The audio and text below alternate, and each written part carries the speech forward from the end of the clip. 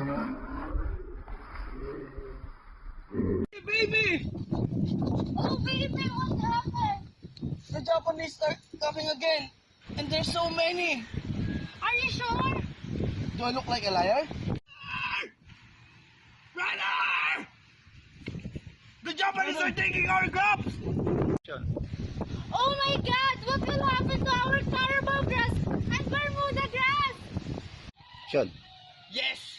Also my alateris and kantutay. I will not allow those Japanese to take my crops over my sexy, beautiful, dead body! Correct!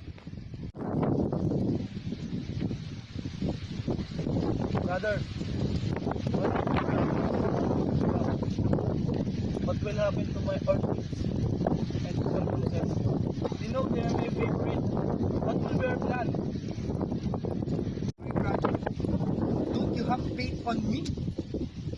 I will not allow those Japanese to take your orchids and roses, also my carabao grass and Bermuda grass. They will step under my dead body. Bakero! Bakero! Why, boss? Did you call me? Who are you?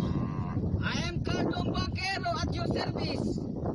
From the ocean and river, and also creek, I will paddle you. If you don't shut up, I will cut your head! Okay, boss. But in Proverbs of MacArthur, I shall return. Bakero, where are the farmers?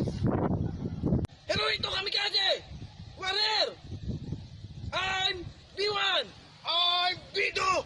And we are the Pusa! I need your roses and orchids now! What now? Don't you worry. Hey! Hirohito Kamikaze! This is our plan! And I will not allow you to take it over his dead body! Really? We're just kidding. Japanese will continue to harvest our crops. What will happen to us? There will be no grass in the garden. And there will be no more orchids during graduation. Sir, do you have any idea? Yes. Brother Digong!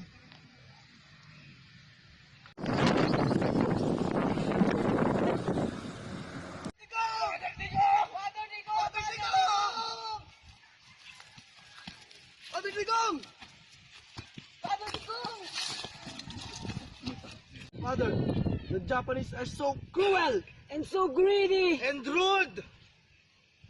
Chill, everyone. Do you know what's going in my mind, B1? Operation Barangay Gulang-Gulang. On Wednesday night, after Bandila and Oshaki, we're going together to the farm to harvest all the carabao grass and flowers